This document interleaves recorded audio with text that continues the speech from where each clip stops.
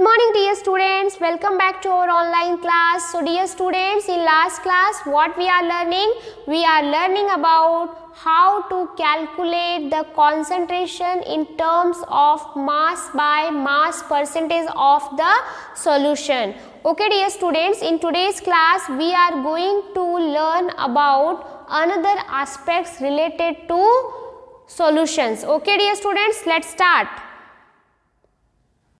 Dear students, before going to the concept, just we have to do one activity. Okay, so for this activity you have to take one glass of water. This is one glass of water and you have to be suspended the mud. Okay, you have to be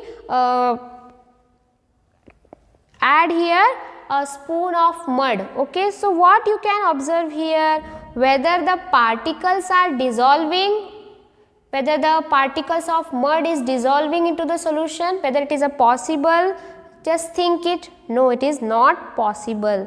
So if such type of solution will going to be obtained with us, then which type of solution it is?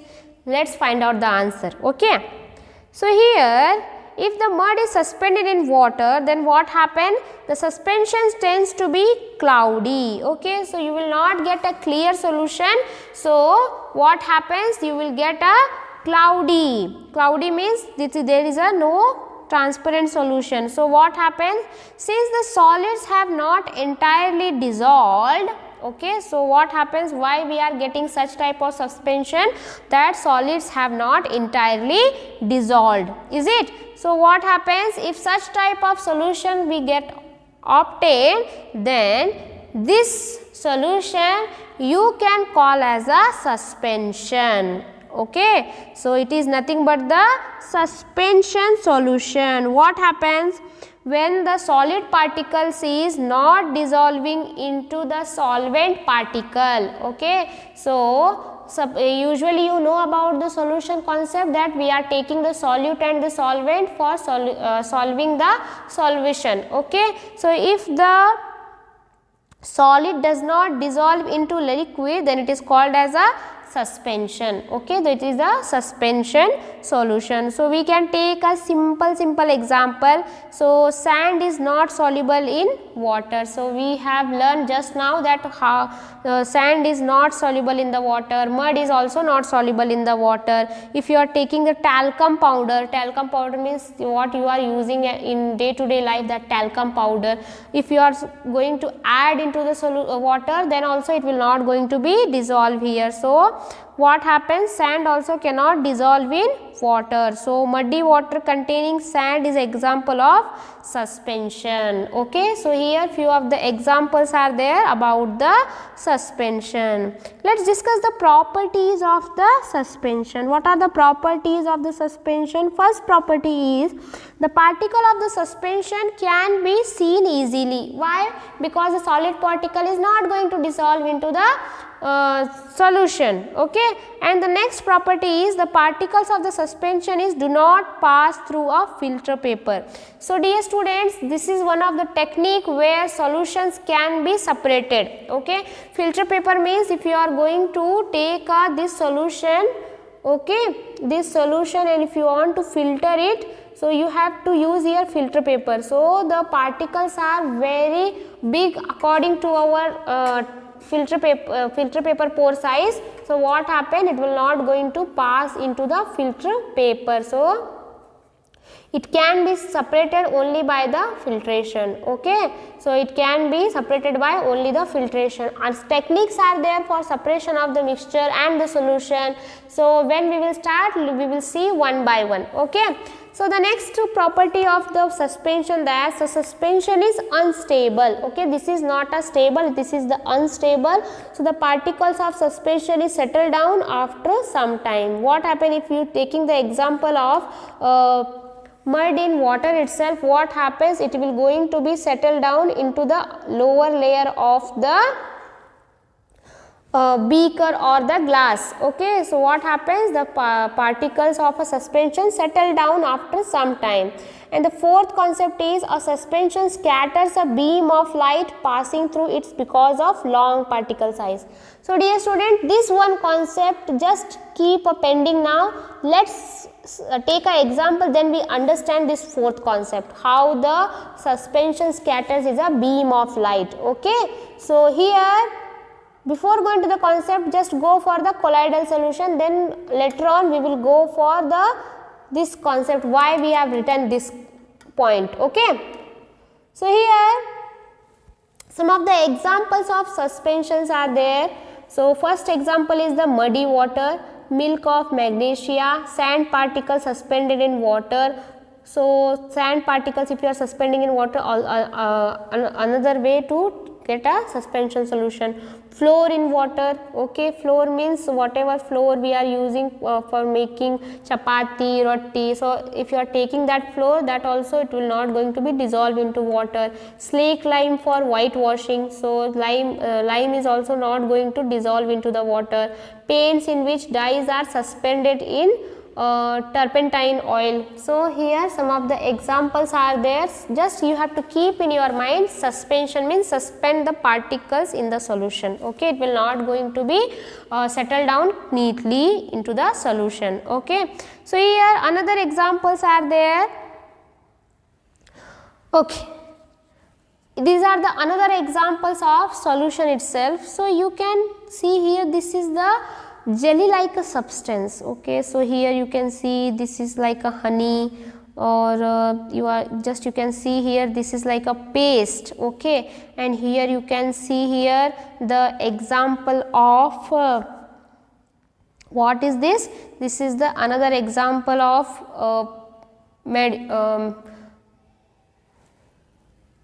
it's like a syrup. Okay, so these are the some beautiful pictures of syrup, honey, jelly, paste. Okay, so if such type of solution will occur in front of us, which type of solution it is? Whether it is a solution, whether it is a suspension, or another term is there. Okay, it is not a solution, it is not a suspension, because solution means you should get a clear form, whereas suspension means you should get the solid particles will not going to dissolve into the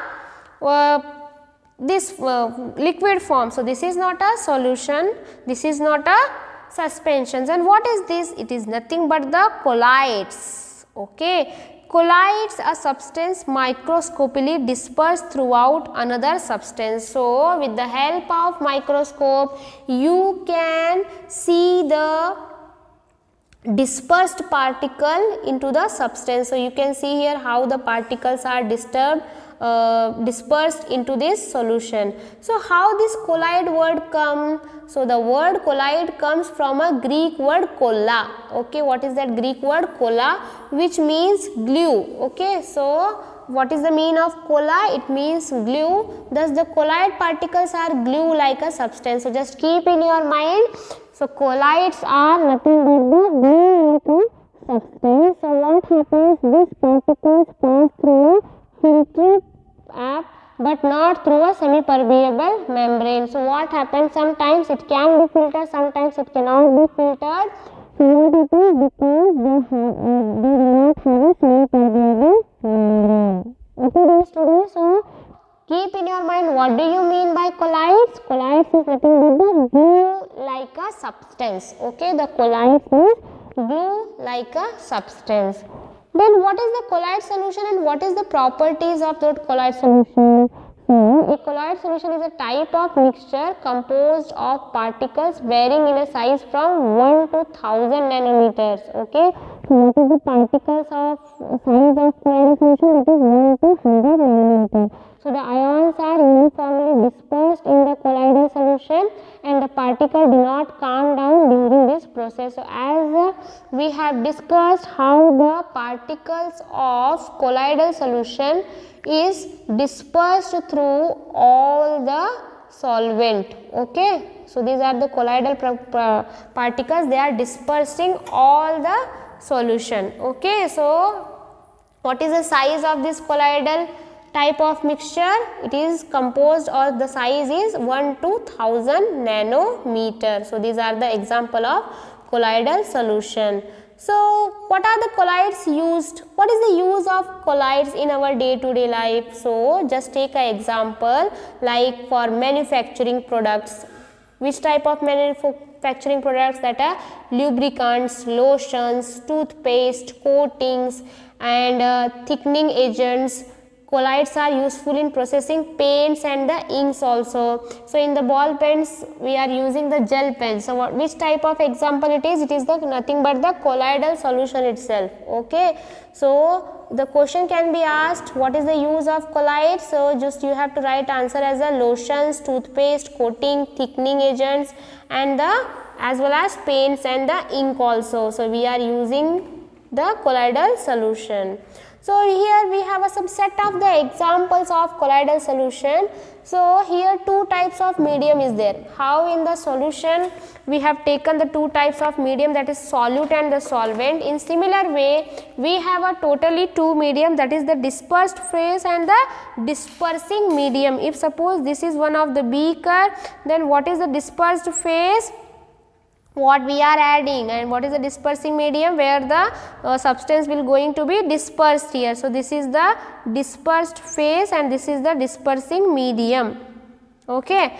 So here if the dispersed phase is the liquid and the gas, so it will become as a colloidal system as a liquid aerosol. So which type of example it is? Mist, clouds and the fog. Okay. So here these are the example of liquid in the gas.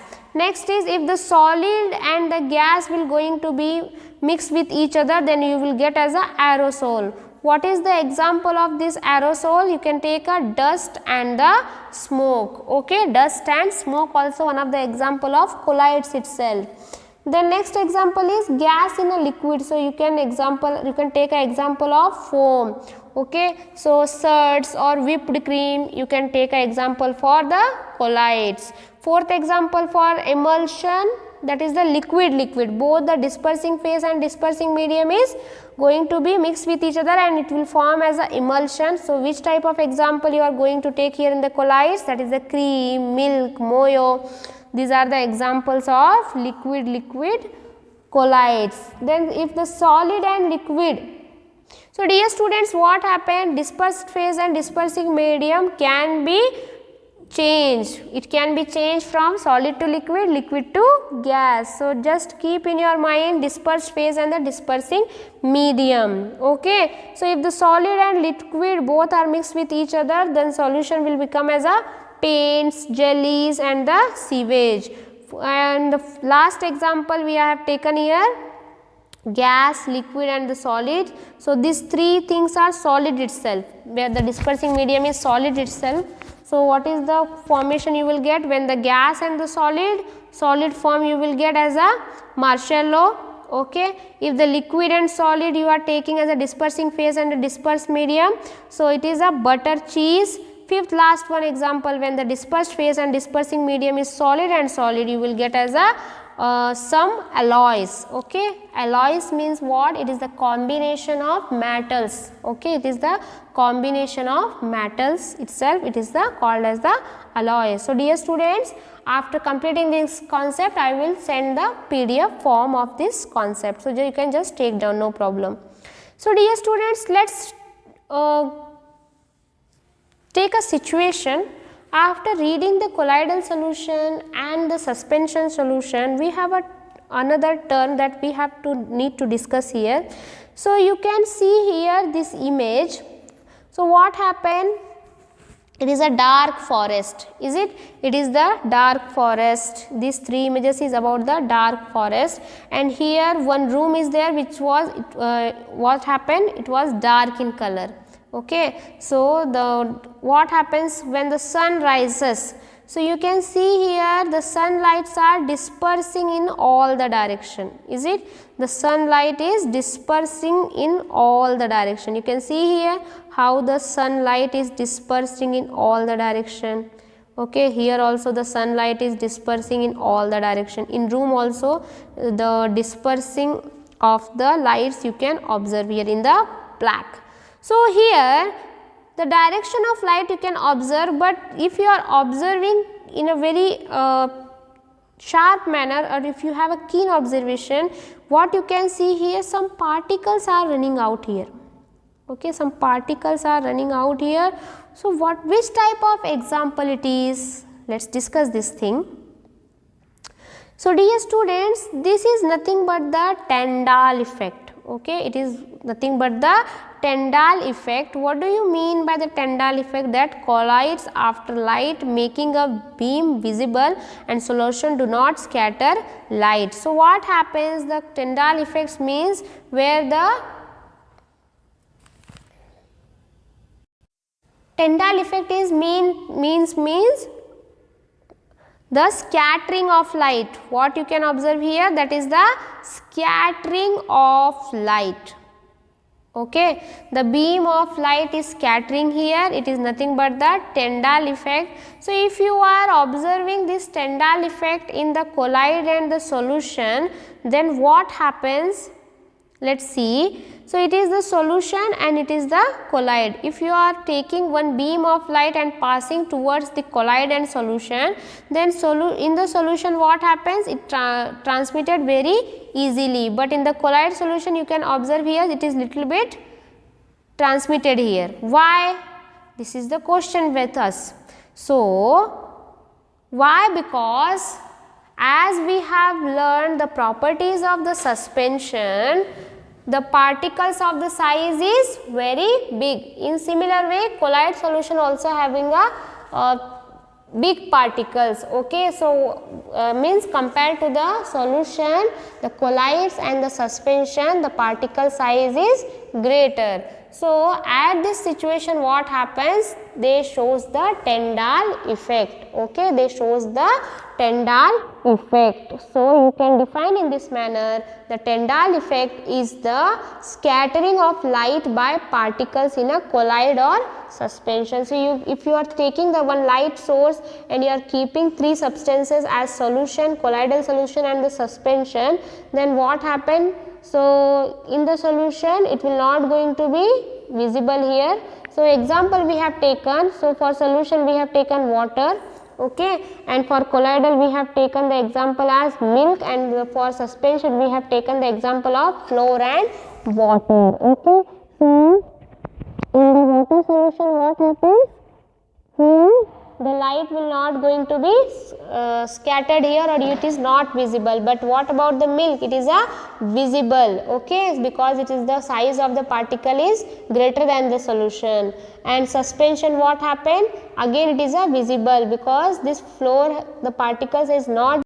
Dear students, these are the some differentiation between the colloidal solution and the suspension solution. Let us take a glance of that. So, they are the heterogeneous in nature, whereas suspension also a heterogeneous nature. So, what about the solution? They are the homogeneous in nature. Okay. So, solution is which type of mixture? It is the homogeneous mixture. So, and whether the colloidal solution are showing the Tyndall effect? Yes, they are showing the Tyndall effect. They scatter a beam of light, hence show the Tyndall effect. What about the suspension? They are also showing the Tyndall effect, because the particles are going to be scattered here. The light particles are scattered here. So, hence it shows also a Tyndall effect. So, whether they are stable, so the solutions are quite stable. What about the solution? They are very stable, because what happened? It will going to be dissolved into the solvent.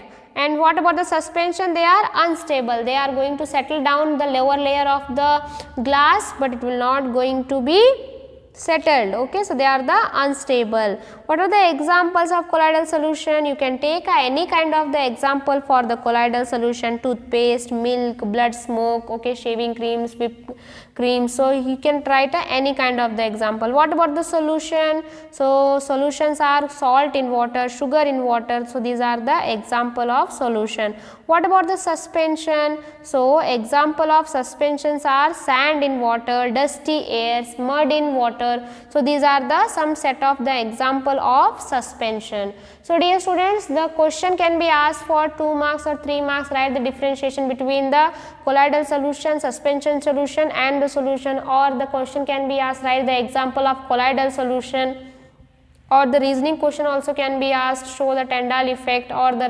why the solution is not showing the Tyndall effect. So such type of question can be asked. So dear students, just go through the concept once again, and whatever points we have discussed afterwards I will share this PDF form, so just you can take down the notes, no problem. So dear students, let's meet in the next class with the new concept. Till that time, stay safe, stay healthy. Bye bye.